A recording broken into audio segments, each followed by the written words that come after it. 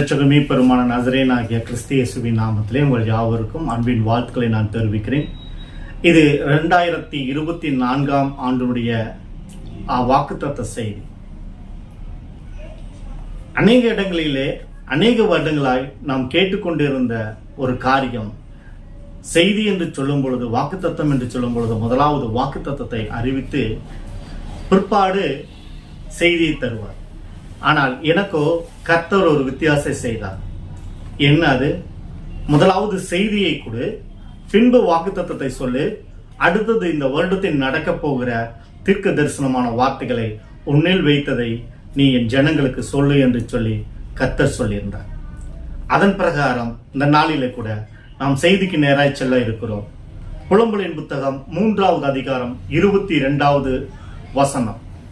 நாம் நிர்மூலமாகாது இருக்கிறது கர்த்தருடைய கிருபையே, அவருடைய இரக்கங்களுக்கு முடிவில்லை.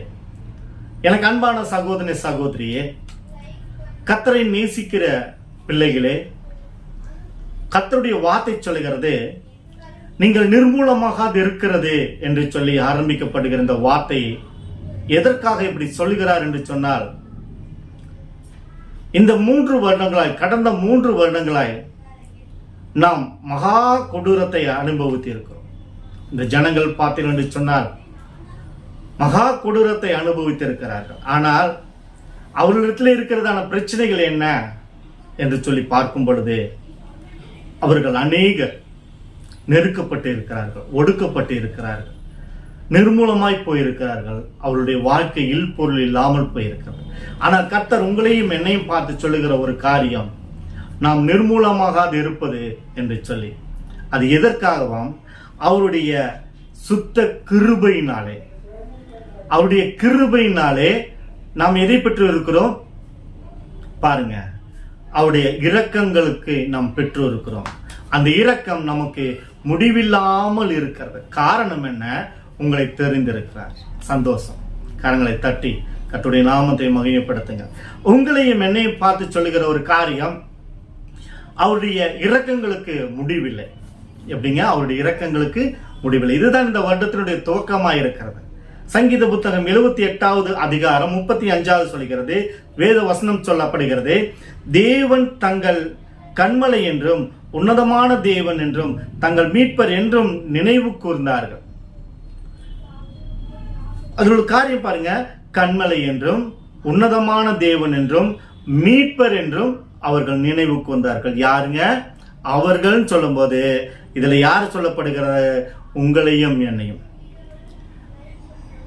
உங்களையும் என்னையும் நாம் என்ன சொல்ல வேணுமா? முதலாவது நாம் எதுக்கு நாம் இந்த உயிரோடு இருக்கிறோம் என்று சொன்னால், முதலாவது ஒரு காரியம் நாம் நினைவு கூற வேண்டும். எதற்கு நினைவு கூற வேண்டும்? அவர் கண்மலை. அவரிடத்துல இருக்கிறவர்களுக்கு அசைவில்லை. எதுங்க? அசைவில்லை. அப்போ அந்த அசைவில்லாத ஒரு வாழ்க்கையை நம்மளுக்கு கொடுக்கிறதுக்காகத்தான் அவர் சொல்லுகிறார். அவர் எப்படிப்பட்ட தேவன்? உன்னதமான தேவன். இன்னைக்கு அநேகர் பார்க்கிறது, பூமியில் இருக்கிற தேவர்களை பார்த்து, சிலைகளை பார்த்து, மனுஷர்களை பார்த்து தன்னுடைய வாழ்க்கையை கெடுத்துக் கொள்ளுகிறார்கள். ஆனால் உங்களையும் என்னையும் அழைத்தவர் எப்படிப்பட்டவர்? அவர் உன்னதமானவர், சர்வ வல்லமையுள்ளவர். அவர் எப்படிப்பட்டவராம்? அவர் மீட்பர். அவர் நமக்கும் உங்களுக்கும் எப்படியா இருக்கிறார்? மீட்பராய் இருக்கிறார். ஏன் மீட்பராய் இருக்கிறார் என்று சொல்லி பார்க்கும் பொழுது, அவர் நமக்காய் இந்த பூமியில பிறந்து, நமக்காய் பாடுபட்டு, சிலுவையில் அறையுண்டு 3ஆம் நாள் உயிரோடு எழும்பின அந்த நேசர் நம்மை மீட்கும்படிக்காக தம்மையே அர்ப்பணித்தார்.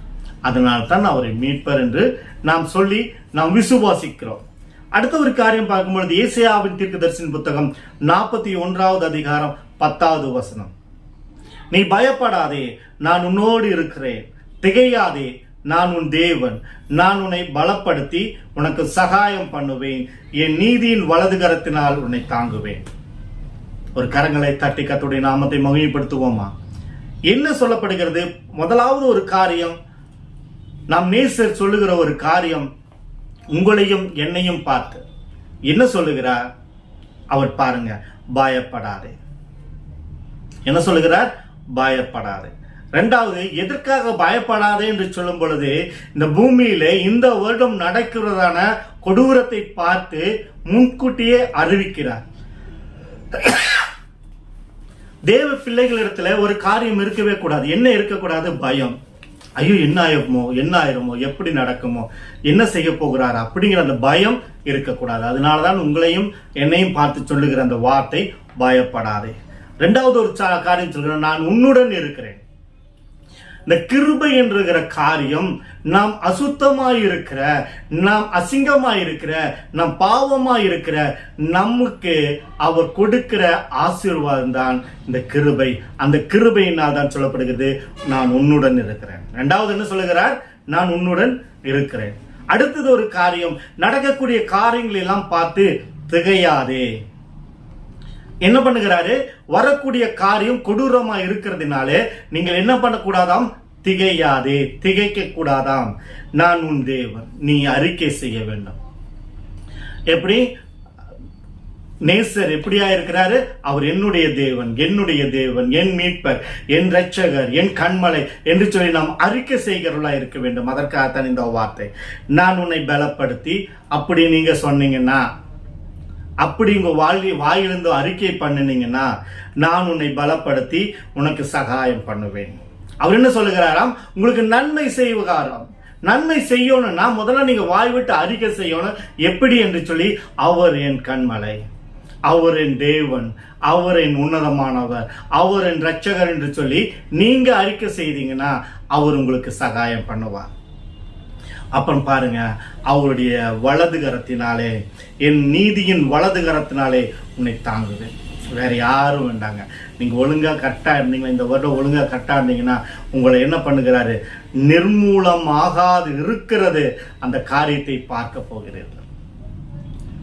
ஐயோ சாமி, நான் இப்போ எப்படி இருப்பேன்? இதுதான் ஒரு ஆச்சரியமான காரியம். இந்த வருடம் எப்படி இருக்குது தெரியவே தெரியாது. இந்த வருடம் எப்படியா இருக்கிறது தெரியவே தெரியாது. எனக்கு நன்மை வழங்க வேண்டும் என்று சொன்னா, நான் சரியா இருந்தால் மாத்திரம் எனக்கு நன்மை கிடைக்கும், இல்லைன்னா நன்மை கிடைக்காது. பாருங்க, அவர் தாங்குகிறார். எப்படி தாங்குகிறார்? ஏசாயா 41வது அதிகாரம் 13வது வசனம், உன் தேவனாய் இருக்கிற கர்த்தரை நான் உன் வலது கையை பிடித்து பயப்படாதே, உனக்கு துணை நிற்கிறேன் என்று சொல்லுகிறேன். வாக்கு கொடுக்கிறார். எப்படி?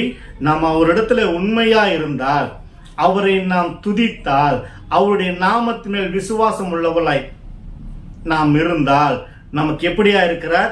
அவர் நமக்கு துணை நிற்கிறார். அவர் எப்படி துணையாய் நிற்கிறார்? நமது வலது கரத்தை அவர் பிடிக்கிறாராம். கரங்களை தட்டி கர்த்தருடைய நாமத்தை மகிமைப்படுத்துவோமா? நாம் எதற்காக இந்த வசனம் நமக்கு போதிக்கிறது இல்லை, அவர் பிராமிஸ் பண்ணுகிறார். இந்த வார்த்தை எப்படி நமக்கு பிராமிஸ் பண்ணுகிறார்? நீ இதை செய்தால் நான் உனக்கு இது செய்வேன்.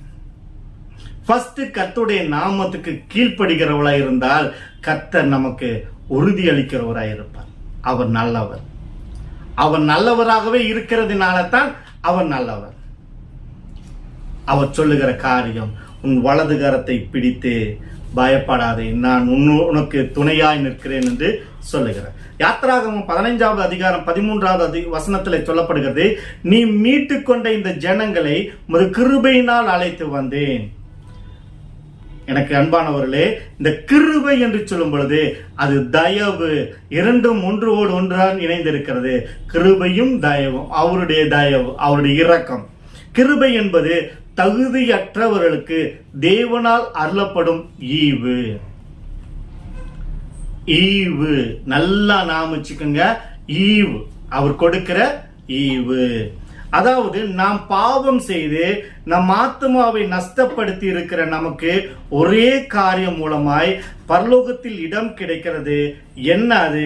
இயேசு கிறிஸ்துவை விசுவசி, அவருடைய நாமத்தில் நான் பாவி என்று அறிக்கை பண்ணி அதிலே நாம் நிலைத்திருந்தால் அதன் மூலமாக நமக்கு பரலோகத்திலே இடம் உண்டு. நாம் எப்படி ஜெபிக்க வேண்டும்? நாம் பாவம் செய்தோம் என்று அறிக்கை செய்து கடவுளிடம் பேச வேண்டும். அப்பொழுதுதான் நாம் அந்த கிருபையை பெற்றுக்கொள்ள முடியும். ஏதோ எளிமையா கிடைச்சிடாதுங்க. அது பிச்சை போடுற மாதிரி நான் ஃப்ரீயா கொடுக்கிறேன், இலவசமா கொடுக்கிறேன், நான் பார்த்து உனக்கு கடைசனையா வச்சுப்போ அப்படின்னு கொடுக்கிறேன். இல்ல இல்ல இல்ல இல்ல இல்ல, அப்படி கொடுக்கறது இல்ல. அவரை நோக்கி நான் பாவி, நான் பாவம் செய்தேன், நான் என் சிந்தனையினாலும் என் புத்தியினாலும் என் அறிவினாலும் நான் அறிந்து பாவம் செய்து விட்டேன், என்னை மன்னியும், நான் இன்ன பிரகாரம் பாவம் செய்தேன் என்று சொல்லி கடவுளிடத்திலே மன்னிப்பு கேட்கும் பொழுது அவருடைய கிருபை நம்மை பாதுகாக்கும். அவருடைய கிருபை நம்மை பாதுகாக்கும். பாருங்க, நாம் நிர்மூலமாக அது இருப்பதற்கு நாம் என்ன செய்ய வேண்டும் என்று சொன்னால், முதலாவது இந்த வருடத்தில் நாம் எப்படி அழிந்து போகாமல் இருக்கிறது என்று சொல்லி நாம் தெரிந்து கொள்ள வேண்டும் என்று சொன்னால், முதலாவது ஒரு காரியம், நாம் அவரை நோக்கி பார்க்க வேண்டும். நாம் அவரை நோக்கி பார்க்க வேண்டும். வேற எதுவும் செய்ய வேண்டிய அவசியம் இல்லை. நீங்க ஆடை கொண்டு வாங்க, மாடை கொண்டு வாங்க, இல்ல பொருளை கொண்டு வாங்க, தங்கத்தை கொண்டு வாங்க, வைரத்தை கொண்டு வாங்க, வைடூரியத்தை கொண்டு வாங்க கேட்கவே இல்லை. நீங்க எல்லாம் பலி கொடுங்கன்னு சொல்லி கர்த்தர் கேட்கவே இல்லை. என் நேசர் கேட்கவே இல்லை. அவர் கேட்கிற ஒரே ஒரு காரியம், அவரை நோக்கி பார்க்கணும். அவ்வளவுதான். பாருங்க, சங்கீதம் 34:5 அவர்கள் அவரை நோக்கி பார்த்து பிரகாசம் அடைந்தார்கள், அவர் முகங்கள் வெட்கப்படவில்லை. எனக்கு அன்பான சகோதர சகோதரியே, இயேசு கிறிஸ்துவை நேசிக்கிற பிள்ளைகளே, இந்த நேரத்துல கூட இந்த காரியம் என் முக பிரகாசிக்கணும், நான் என்ன பண்ண வேண்டும்? ஒரு கேள்வி எழுப்பி பாருங்க. அதுக்கு எத்தனை கேள்வி வரும் தெரியுங்களா? மீட்பு யாருக்கு கிடைக்கும்? ஃபர்ஸ்ட், மீட்பு யாருக்கு கிடைக்கும்? ரட்சிப்பு யாருக்கு கிடைக்கும்? விடுதலை யாருக்கு கிடைக்கும்? ஆசீர்வாதம் யாருக்கு கிடைக்கும்? பாதுகாப்பு யாருக்கு கிடைக்கும்? யாரை இயேசு கிறிஸ்து தேடுகிறார்? யாரை நோக்கி பார்க்கிறார்? இத்தனை காரியங்க, ஒரே ஒரு காரியம் தான், ஒரே ஒரு வார்த்தை தான் 7 விதமான காரியத்தை இது வெளிப்படுத்துகிறது. ஒரே ஒரு வார்த்தை, அவரை நோக்கி பார்க்கணும், அவ்வளவுதான். Very simple. ஆனா அதுக்குள்ளர இந்த 7 விதமான பரிபூர்ணமான காரியம் அடங்கி இருக்கிறது. எதுக்குள்ளார அடங்கி இருக்கிறது? அந்த ஒரு வார்த்தைகளும் அடங்கி இருக்கிறது. அப்ப நான் என்ன பண்ண வேண்டும்? இத்தனை வேணும்னா அப்பா ராலி கொண்டு வந்தால் கூட பத்தாது. இதெல்லாம் எதுக்குள்ள அடங்காது? ஒரு பொருளுக்குள் அடங்காது. சரிங்களா? ஒரு ஊருக்குள்ள அடங்குமா? ஊருக்குள்ளாரையும் அடங்காது. இது நமக்குள்ளார அடங்குறது, நமது ஆத்மாவுக்குள்ள அடங்குறது. நம்ம ஆத்மாவுக்கு தேவை. அப்போ நாம என்ன பண்ணணும்? அவரை நோக்கி பார்க்கணும். வெரி சிம்பிள் அப்படின்னு சொல்லிட்டு போயிடலாம். Very simple. என்ன ஒரு எளிமையான காரியத்தை போட்டு இப்படி வள பேசிட்டு இருக்கிறீங்களே, அதை ரசிச்சு ருசிச்சு பார்த்தாதான் அதுல எவ்வளவு கஷ்டம் இருக்கு, எவ்வளவு வேதனை இருக்கு, எவ்வளவு போராட்டம் இருக்கு, எவ்வளவு தவிப்பு இருக்கு, எவ்வளவு சஞ்சலம் இருக்கு, எவ்வளவு ஓட்டம் இருக்கு, எவ்வளவு நாக்கத்தள்ளணும்னு சொல்லிட்டு அப்பதான் தெரியும். சும்மா எல்லாம் கிடைச்சிடாரு. இன்னைக்கெல்லாம் நிறைய பேர் சொல்லுவாங்க அதெல்லாம் ரொம்ப ஈஸி, ரொம்ப ஈஸி. இல்ல ஈஸியே கிடையாது, எல்லாம் கடினமான காரியம். அப்போ நாம் என்ன பண்ணணும்? சங்கீதம் 22வது சங்கீதம் 24வது சொல்லப்படுகிறது, உபத்திரவப்பட்டவனுடைய உபத்திரவத்தை அவர் அற்பமாய் எண்ணாமல் அருவருக்காமலும் தம்முடைய முகத்தை அவர்களுக்கு மறைக்காமலும் இருந்து தம்மை நோக்கி அவர் கூப்பிடுகையில் அவனை கேட்டள்ளினார். தெளிவாயிருச்சுங்களா? இந்த வசனத்தை ஒரு 10 தடவை வாசிங்க.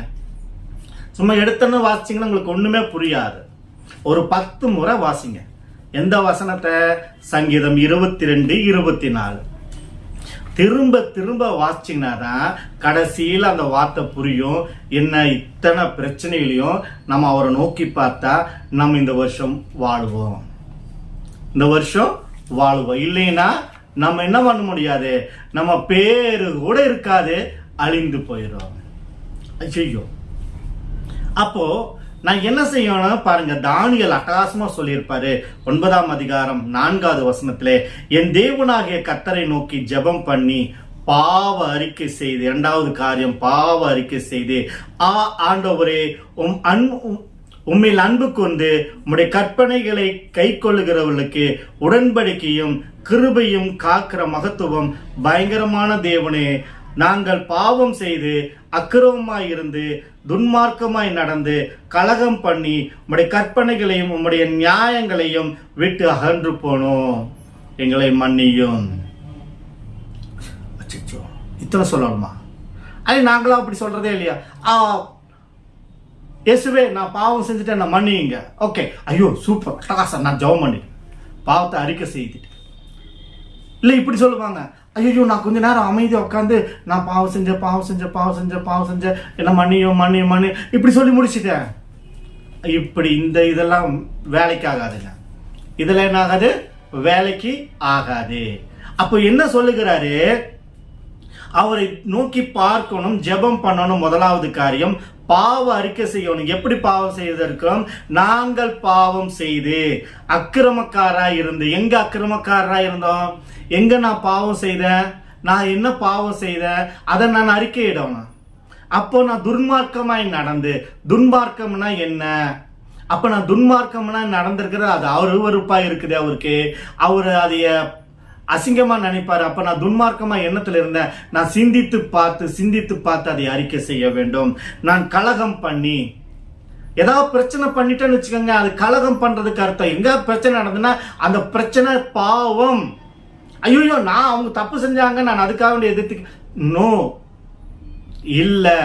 அப்போ கலகம் செஞ்சதை நீங்கள் ஒத்துக்கொண்டு பாவம் என்று அறிக்கை செய்ய வேண்டும். உம்முடைய கற்பனைகளையும் அவருடைய கட்டளைகளை மீறுகிறது பாவம். நியாயங்களையும் விட்டு அகன்று போனோம் என்று சொல்கிறேன். நியாயம் அவருடைய நீதியை விட்டால் பாவம்.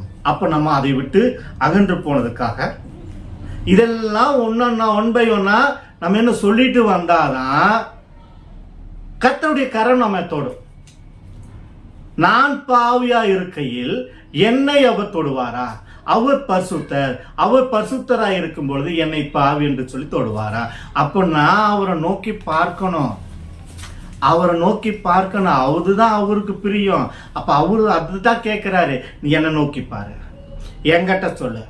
நான் போய் என்ன சொல்லுவான்? ஒரு மனுஷங்கிட்ட போய் அறிக்கை இடுவோம். ஐயோ நான் பாவி, நான் இந்த பாவி செஞ்சிருக்கேன், மனசா செஞ்சுக்கிறேன், அப்படி செஞ்சுக்கிறேன் ஒரு மனுஷங்கிட்ட சொல்லுவான்.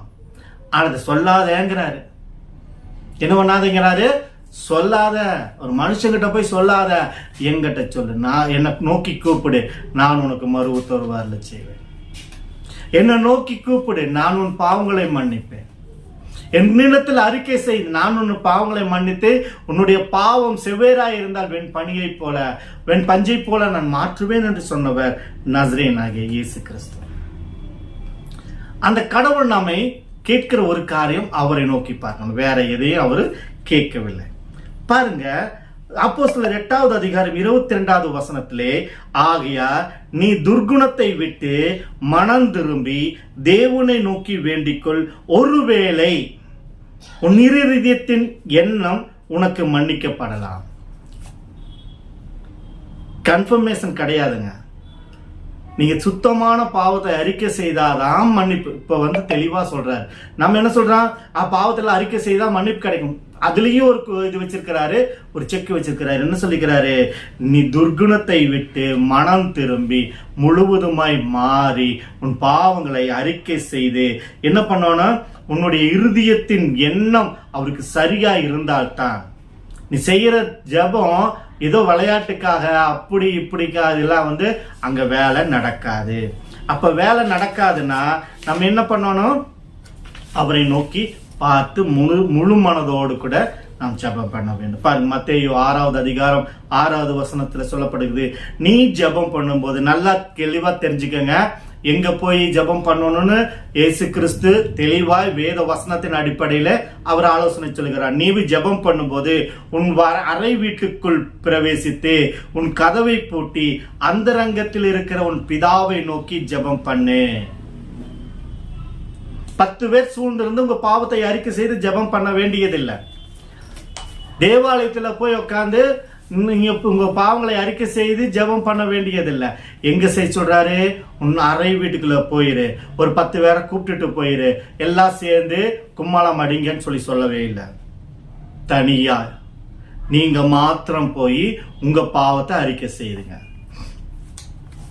ஹலோ, இயேசு கிறிஸ்துவை நேசிக்கிறவர்கள் முதலாவது அவருக்கு சித்தமானபடி ஜெபித்தால் தான் அவர் உங்களுடைய வாழ்க்கையை ஆசீர்வதிப்பார்.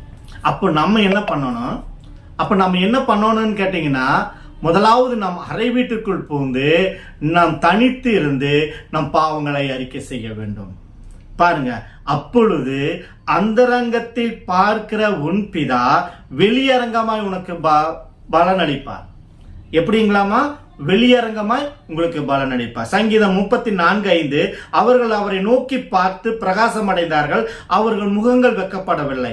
பாருங்க, நீங்க அறை வீட்டுக்குள்ள ஜெபித்து பாவங்களை அறிக்கை செய்தனாலே எல்லாருக்கும் முன்பாக ஒரு அடையாளத்தை தருகிறார், உங்கள் முகங்கள் பிரகாசிக்கும். எங்கீங்க பியூட்டி பார்லருக்கா போயிட்டு வந்தீங்க? இல்லைங்களே. எங்கீங்க போயிட்டு வந்தீங்க? இப்பதாங்க தூங்கி எந்திரிச்சு வரங்க, மூஞ்சி கூட கழுவலைங்க, எவ்வளவு அழகா இருக்கிறீங்க, உங்களை பார்த்தாலே சந்தோஷமா இருக்கு, உங்களை எப்ப பார்ப்போம் நான் வெயிட் பண்ணிட்டு இருந்தேங்க, உங்களை பார்க்கறதுக்காக வேண்டி வந்தாங்க, உங்க முகம் அவ்வளவு அழகா இருக்குங்க.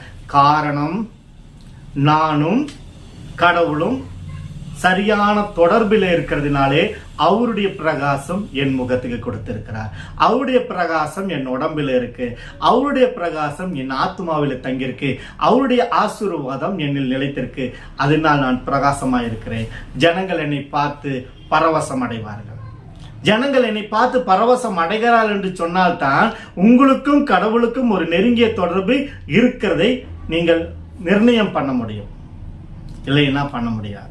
அப்ப பாருங்க, அவங்க புலம்பல் 3:22 சொல்கிறது, நாம் நிர்மூலமாக இருக்கிறது கர்த்தருடைய கிருபை.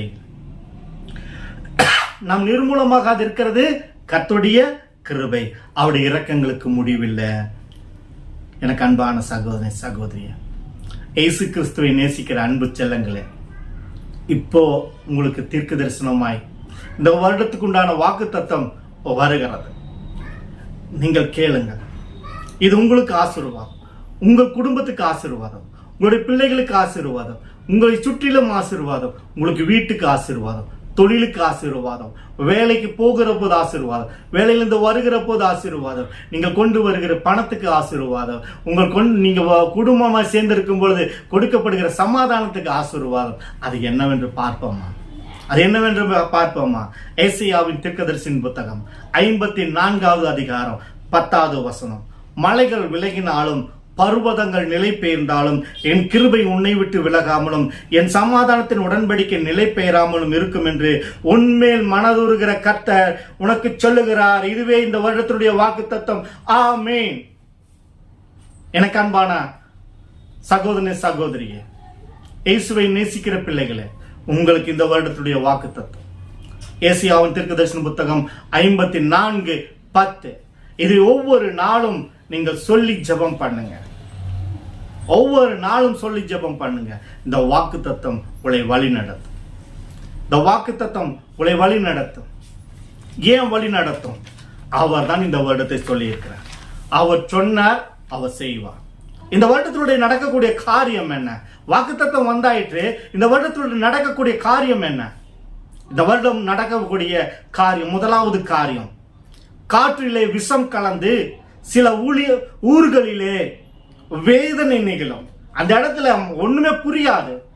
அந்த அளவுக்கு அந்த காற்றில ஒரு விஷம் கலந்து வரும். இந்த வருடம் அந்த பகுதியை ஆக்கிரமித்துக் கொண்டு அது பரகுறதற்குள்ள அதை அடக்கிறதுக்கு போராடுவார்கள். ஆனாலும் பாருங்கள், அது மகா கொடியதா இருக்கும். தேள் கொட்டினது போல இருக்கும். கர்த்தர் சொல்லுகிறார், அது தேள் கொட்டினது போல இருக்கும். அந்த விஷக்காற்று அப்படியா இருக்கும். அடுத்த காரியம், மருத்துவமனைகள் மேல் தேவ நீதி விளங்கும். மருத்துவமனைகள் மேலே தேவ நீதி விளங்கும். சில மருத்துவமனைகள் சீல்வைக்கு மூடப்படுவார்கள். மூன்றாவது காரியம், மருத்துவமனைகளில் லைசன்ஸ் பறிக்கப்படும். நான்காவது காரியம், வருகிற வருடங்களிலே மருந்துகள் சிலவற்றை விற்க இந்தியாவிலே தடை விதிக்கப்படும். பெரிய பெரிய இந்த விற்பனையாளர்கள்லாம் பயந்து ஓடுவார்கள். என்னென்று சொன்னால் அந்த மருந்துகளை தடை பண்ணி ஆயிற்று. கர்த்தர் இதை சொன்னார். இந்த வருடம் இந்த மருத்துவத்தில் இந்த மாத்திரைகள்லாம் தடை பண்ணுவார். இன்ஜெக்ஷன் தடை பண்ணுவார். அது மருத்துவத்துக்கு தேவையான பொருட்களை தடை பண்ணுவார். இது இந்த இந்தியாவுக்குள்ளே இருக்கக்கூடாது என்று சொல்லி அது பேன் பண்ணப்படும், சீல் வைக்கப்படும். காவல்துறையிலே உயர் பதவியில் இருக்கிறவர்கள் மரித்து போவார்கள். சிலர் தற்கொலை செய்து கொள்ளுவார்கள். உயர் பதவியில் இருக்கிறவர்கள் ஏன் மரித்தார்கள் என்று தெரியாது, ஆனால் தெரியும். ஆனால் அவர்கள் மரித்து போவார்கள். உயர் பதவியில் இருக்கிறவர்கள் மரித்து போவார்கள். சிலர் தற்கொலை பண்ணிக் கொள்ளுவார்கள். அரசியல் உள்ளவர்கள் வாழ்க்கை சீர் செய்யப்படும். இந்த வருடம் அநேக அரசியல்வாதிகளை கர்த்தர் தண்டிப்பார். இந்த வருடத்தில் அநேக அரசியல் தலைவர்களை கர்த்தர் தண்டிப்பார். காரணம், இது சீர்கை செய்கிற வருடம். அதனால இந்த அரசியல் தலைவர்களை எல்லாம் தண்டிப்பார். கவுன்சிலர்களின் பலரது வாழ்க்கை மற்றவர்கள் வாழ்க்கையை கேள்விக்குறியாக மாற்றி அவர்கள் மேல் நிர்பந்தமாய் வேதனைப்படும்படியாய் சஞ்சலப்படும்படியாய் அவர்களை போராடும்படியாய் தள்ளி ஒதுக்கின கொடூரப்படுத்தின அந்த கவுன்சிலர்களை கர்த்தர் தீர்வு செய்து தண்டனை கொடுப்பார். கவுன்சிலருக்கு தண்டனை. கவுன்சிலர்கள் பயங்கரமாய் அடி வாங்குவார்கள். கவுன்சிலர்கள் அவமானப்படுவார்கள். கவுன்சிலர் மேல நியாய தீர்ப்பு வரும். இது தாங்கொன்னா வேதையா இருக்கும். எம்எல்ஏக்களில் சிலர் வீட்டில் பெரிய வேதனை ஏற்படும். எம்எல்ஏக்கள், அரசியல் தலைவர்களில் இருக்கிற எம்எல்ஏக்கள் சிலர் வீட்டில பெரிய பெரிய வேதனை ஏற்படும். அதனாலே அவர் குடும்பத்தில் உள்ளவர்கள் மறிப்பார்கள். அந்த மாவட்டத்திற்கு ஒரு செழிப்பு உண்டாகும். அதற்கப்பதான் அந்த மாவட்டத்திற்கு ஒரு செழிப்பு உண்டாகும். அதற்காக வேண்டிய அந்த குடும்பத்திலே அவர் அடிக்கிறார். அந்த எம்எல்ஏக்களை அடிக்கிறார். அந்த எம்எல்ஏக்கள் மேல் நியாய தீர்ப்பு வருகிறது. அவர் தாங்கொன்னா வேதனை அனுபவிக்க போகிறார். அதனாலே அந்த மாவட்டம் ஆசீர்வதிக்கப்படும். மின் கசிவினாலே பல இடங்களில் மரணம் சம்பவிக்கும். எந்த இடத்துல எப்படி வெடிச்சு எப்படி வயர் கட்டாயி எப்படி ஆகும் தெரியாது, ஆனா மரணம் சம்பவிக்கும். இந்த இடங்களில் அதை நீங்கள் கேட்பீர்கள். தொழில்களில் செழிப்பு உண்டாகும். கட்டுப்பாடு அதிகப்படும். ஒழுக்கத்தில் சிறந்து விளங்கும் கம்பெனிகளுக்கு தேர்வு செய்து அவர்களை பாராட்டுவார்கள். இந்த வருடத்தில் நடக்கக்கூடியது. அநேக இடங்களில் சச்சு வாரட்டு கூட வரும். ஏனென்று சொன்னால் அங்கு சீர்கட்டு நடந்திருக்கிறதுனால அந்த இடத்துல அவர்களுக்கு என்ன சொல்லப்படுகிறது, கைது செய்தும்படிக்கு உத்தரவு வரும். அப்படி ஒடுக்கப்படுகிற அந்த காரியம் சட்டங்கள் உருவாகும். அதனால அந்த இந்தியாவில் இருக்கிற கம்பெனிகளில் ஒழுக்கம் உண்டாகும்.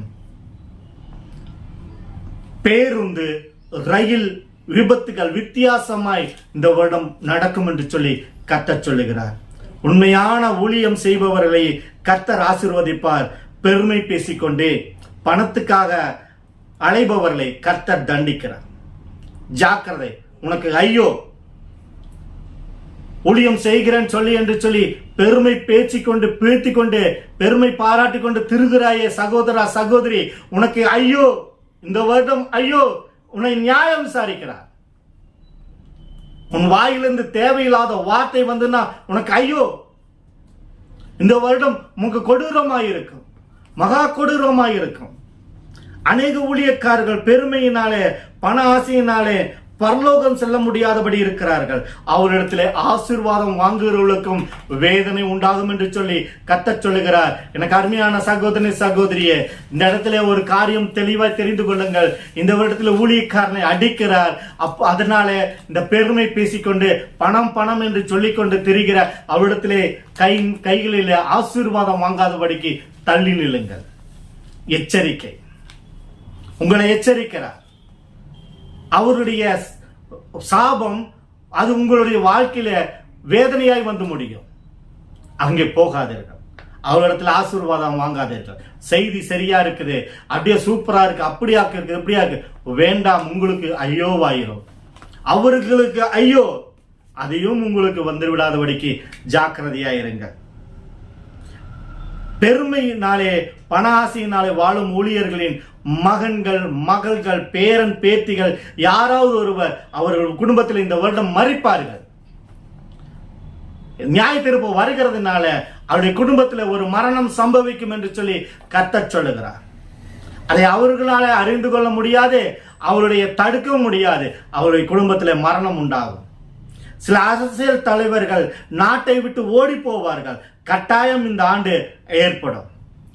இந்த அரசியல் தலைவர்கள், சில அரசியல் தலைவர்கள் நாட்டை விட்டு ஓடி போயிடுவாங்க. ஏன்னா இந்த நாட்டுக்குள்ளாரே இருக்க முடியாதபடிக்கு சூழ்நிலை மாறி போகிறது. இந்த வருடம் கொடூரமான வருடம். உலகத்தை கலக்கிறவள் இங்கேயே வந்து விட்டார்கள் என்று சொல்லத்தக்கதாக இந்த வருடம் பயங்கரமான வேதனைகள் உண்டாக இருக்கிறது. இன்னும் சொல்லிக்கொண்டே போகலாம். எனக்கு அன்பானவர்களே, எனக்கு கொடுக்கப்பட்ட நேரம் குறைவாய் இருக்கிறதுனால சில காரியத்தை உங்களோடு கூட பகிர்ந்திருக்கிறேன். சில ஆசீர்வாதங்களை உங்களுக்கு சொல்லிவிட்டு நான் கடந்து செல்லலாம் என்று இருக்கிறேன். முதலாவது காரியம் பாருங்க, கடவுளை நோக்கி பார்க்கிறவர்கள் செழிப்பார்கள். யாரெல்லாம் முழந்தால் படியிட்டு நல்ல உண்மையாய் செபிக்கிறார்களோ, உண்மையாய் வேதம் வாசிக்கிறார்களோ அவர்கள் செழிப்பார்கள் என்று சொல்லி கர்த்தர் சொல்லுகிறார். கடவுள் மேல் உண்மையாய் ஜெபித்து இயேசு கிறிஸ்துவை பயபக்தியோடு கூட அவருடைய சமூகத்தில் இருப்பவர்களை கடன் அடைக்கப்படும் என்று சொல்லுகிறார். இயேசு கிறிஸ்துவினாலே பிதா சொன்னார், என் குமாரனினாலே நீங்கள் கேட்டுக்கொள்வதோ எதுவோ அது உங்களுக்கு கொடுக்கப்படும் என்று சொல்லி இந்த வருடம் அதனுடைய ஆசீர்வாதத்தை நீங்கள் பெற்றுக்கொள்கிறீர்கள். இயேசு கிறிஸ்துவினாலே, இயேசு கிறிஸ்துவின் நாமத்துல அவர் மேல் உறுதியா இருந்து அவரிடத்தில் ஜெபிக்கும் பொழுது உங்கள் கடன்கள் முழுவதுமாய் அடைக்கப்படும் என்று சொல்லி இயேசு கிறிஸ்து இந்த இடத்துல உறுதியாய் சொல்லுகிறார். பாருங்க, இயேசு கிறிஸ்துவின் பக்தி உள்ளவர்களாய் அவருடைய மேல விசுவாசம் உள்ளவர்களாய் இருக்கிறவர்களுக்கு இன்னொரு காரியம் கொடுக்கப்படுகிற ஆசீர்வாதம், விபத்து இல்லாமல் அவர் காத்துக்கொள்வார். போகையிலும் வருகையிலும் விபத்து இருக்காது, ஆக்சிடென்ட் நடக்காது. அவர்கள் வாகனத்தில் போனாலும், 2 வீலர்ல போனாலும், 4 வீலர்ல போனாலும், எந்த பஸ்ல போனாலும், ரயில்ல போனாலும், பிளைட்ல போனாலும், நடந்து போனாலும், எப்படி போனாலும் அவர்களுக்கு ஆபத்து விளையாது என்று சொல்லி, நடக்காது என்று சொல்லி கர்த்தர் சொல்லுகிறார். கடவுளை உண்மையாய் தேடுபவர்களை பிள்ளைகளுக்கு நல்ல முறையில கல்யாணம் நடக்கும், அவர்களுக்கு குழந்தை பாக்கியம் கிடைக்கும் என்று சொல்லி கர்த்தர் சொல்லுகிறார். அவர் மேல் உண்மையாய் பற்றுதலாய் இருக்கிறவர்களுக்கு கர்த்தர் சொல்லுகிற காரியம், கல்யாணம் நடக்காமல் மிகுந்த கொடூரமாய் வேதனைப்பட்டு இருக்கிற, அவமானப்பட்டு இருக்கிறவங்களுக்கு அவர் சொல்லுகிற காரியம், அவங்களுக்கு கல்யாணம் நடக்கும். இன்னொரு முக்கியமான காரியம், ஊழியக்காரியை பார்த்து இல்ல விசுவாசிகளை பார்த்து, ஐயோ வசனத்தை அழகா சொல்லுகிறாங்களே, மனப்பாடமா சொல்லுகிறாங்களே, வசனத்துல ஒரு குறையும் இல்லாம பேசுறாங்களே, இவங்கெல்லாம் ரொம்ப உண்மையா இருக்கிறாங்க, அவங்களுக்கு இந்த வருஷம் நிறைய பேருக்கு ஐயோ ஏனென்று சொன்னால் அவர்கள் மரித்தாலும் பரலோகம் போக மாட்டான் என்று சொல்லி, பரலோகம் வருவதற்கு அவர்களுக்கு நான் தடை விதித்து விட்டேன் என்று சொல்லி கர்த்தர் சொல்லுகிறார். அப்போ அவங்கள பார்த்து நீங்க என்ன பண்ணாதீங்க, ஐயோ நம்மளும் அப்படி இருக்கணும், இல்ல உண்மையா உங்களுக்கு என்ன தெரியுமோ அதை மட்டும் பேசுங்க. மனப்பாடம் பண்ணி பேசுறது வேண்டாம். அன்றன்றைக்கு வேதத்தை வாசிங்க, அன்றன்றைக்கு ஜெபம் பண்ணுங்க, அன்றன்றைக்கு முழந்தால் படிங்க, அன்றன்றைக்கு மன்றாட்டு சொல்லுங்க, அன்றன்றைக்கு உங்கள் தேவைகளை கர்த்தரிடத்தில் தெரியப்படுத்துங்கள். அப்பொழுதுதான் ஆசீர்வதிக்கப்படுவீர்கள். கடவுளை பற்றிய பக்தி மார்க்கத்தையும் வைராக்கியத்தில் வளரச் செய்வார். கடவுளை பற்றி அறிக்கை செய்கிறதற்கு வாய்ப்புகளை தருவார், ஊழியம் செய்வதற்கு. இது இந்த வருடத்தில் பார்த்தீங்கன்னா சிறுவர்கள், பெரியவர்கள், வயதானவர்கள், வாலிபர்கள், திருமணமானவர்கள் யாவருக்கும் ஊழியம் செய்வதற்கு இந்த இடத்துல வாய்ப்பு கிடைக்கும். இந்த வருடத்துல வாய்ப்பு கிடைக்கும். அநேக இடங்களில் நீங்க போய் இயேசு கிறிஸ்துவை பற்றி சொல்லுங்க. உங்க குடும்பத்துக்கு நன்மை செய்ததை அவரோடு கூட பகிர்ந்து கொள்ளுங்க. அதிகம் பேசாதீர்கள், அதிக நேரத்தை அவரோடு செலவிடாதீர்கள். அதிகம் பேசுகிறதுனால பொய் உண்டாகும் என்று சொல்லி வேதம் சொல்கிறதுனால ஜாக்கிரதையாய் பேசுங்கள், அளவாய் பேசுங்கள், அதிகமாய் பேசாதபடிக்கு எச்சரிக்கையா இருங்கள். அதுவே உங்களுக்கு வேதனைக்குரியதாய் போய்விடும். ஆனால் ஊழியம் செய்யுங்கள், ஊழியம் செய்கிறதிலே ஜாக்கிரதை உள்ளவர்களாய் இருங்கள் என்று சொல்லி இந்த இடத்துல ஒரு சின்ன ஆலோசனை சொல்லுகிறேன். ஆனால் இந்த வருடத்திலே அதிக இடங்களிலே ஊழியம் செய்வதற்கான வாசல் திறக்கப்பட்டு இருக்கிறது என்று சொல்லி கர்த்தர் சொல்லுகிறார். கடத்துல பாருங்க, அடுத்தது பாருங்க, கடவுள் உண்மையாய் பின்பற்றுகிற குழந்தைகளின் படிப்பு. பாருங்க, இயேசு கிறிஸ்துவிடத்துல நீங்க பெரியவங்களா இருந்தா சரி, குடும்பமா இருந்தா சரி, ஒழுங்கா படிச்சீங்கன்னா ஃபர்ஸ்ட் மார்க் உங்களுக்கு தருவேன் என்று சொல்லி கர்த்தர் சொல்லுகிறார். அதே போல இந்த ஆண்டு பாத்தீங்கன்னா தொழில அவர்களுக்கு நல்ல முன்னேற்றத்தை தந்து முதன்மையான இடத்தை கிடைக்க கர்த்தர் தருவேன் என்று சொல்லுகிறார். நீங்க உண்மையாய் அவரிடத்தில் ஜெபிக்க வேண்டும். அப்பொழுது இந்த ஆசீர்வாதம் உங்களுக்கு கிடைக்கும். புதிதாய் வருகிற கம்யூனிகேஷன் கம்பெனி, அதாவது மொபைல் நெட்வொர்க் என்று சொல்லுவார்கள். இன்னைக்கு மொபைல் நெட்வொர்க்ல நிறைய பிரச்சனைகள் நடந்துட்டு இருக்குது, நிறைய வேதனைக்குரிய காரியங்கள் நடந்துட்டு இருக்குது, நிறைய சஞ்சலங்கள் நடந்துட்டு இருக்குது. இதெல்லாம் மாற்றி போடும்படிக்காக ஒரு கம்யூனிகேஷன் வருகிறது. மொபைல் நெட்வொர்க் வருகிறது. அது வந்ததுனால பல பாதுகாப்பு செய்யப்படும், பல பாதுகாப்பு சட்டங்கள் இந்தியாவிலே உருவாக்கப்படும். அதனாலே அநேக கிராமங்கள் செழிப்படையும் என்று சொல்லி கர்த்தர் சொல்லுகிறார். எனக்கு அன்பானவர்களே, இந்த வருடத்துடைய வாக்கு தத்தம் ஏசாயா தீர்க்கதரிசன புத்தகம் 54வது அதிகாரம் 10வது வசனம், மலைகள் விலகினாலும் பர்வதங்கள் நிலை பெயர்ந்தாலும் என் கிருபை உன்னை விட்டு விலகாமலும் என் சமாதானத்தின் உடன்படிக்கை நிலை பெயராமலும் இருக்கும் என்று உன்மேல் மனதுருகிற கர்த்தர் சொல்லுகிறார். உன்மேல் மனதுருகிற கர்த்தர் சொல்லுகிறார். உன்மேல் மனதுருகிற கர்த்தர் சொல்லுகிறார். ஆமென். எனக்கு அன்பான சகோதரே சகோதரி, உங்களை கர்த்தருடைய நாமத்திலே ஆசீர்வதிக்கிறேன். கர்த்தருக்கு சித்தமானபடி வாழுங்க. கர்த்தருடைய ஆசீர்வாதத்தை பெற்று அடுத்தவர்களோடு கூட சாட்சியை பகிர்ந்து அவர்களும் கர்த்தரை நோக்கி பார்க்கும்படிக்கு நீங்கள் வழி செய்யுங்கள். கர்த்தர் உங்களை ஆசீர்வதிப்பாராக. God bless you. ஆமென். இரட்சகரும் மீட்பருமான நசரேயனாகிய இயேசு கிறிஸ்துவின் நாமத்தில் இரட்சணிய கொங்கு ஊழியத்தின் சார்பில் உங்கள் யாவருக்கும் அன்பின் வாழ்த்துக்கள். கர்த்தருடைய தாசன் பாஸ்டர் எம்.ஜே. ஜோசப் அவர்கள் உங்களுக்காக கர்த்தருடைய வார்த்தையை அறிவிக்கிறார். அந்த வார்த்தை உங்களுக்கு பிரயோஜனமாக இருக்கும் என்று நாங்கள் முழு நிச்சயமாக விசுவாசிக்கின்றோம். கர்த்தர் தாமே உங்களை ஆசீர்வதிப்பார். எங்கள் வீடியோவை முதல் தடவை பார்க்கிறீர்கள் என்றால் சப்ஸ்கிரைப் பண்ணி பெல் பட்டனை அழுத்தி விடவும். இந்த வீடியோவை லைக் பண்ணவும் மற்றவருக்கும் அனுப்பிவிடவும். எங்களுடைய ஊழியத்துக்காக ஜெபித்துக் கொள்ளவும். கர்த்தர் தாமே உங்களை ஆசீர்வதிப்பாராக. God bless you.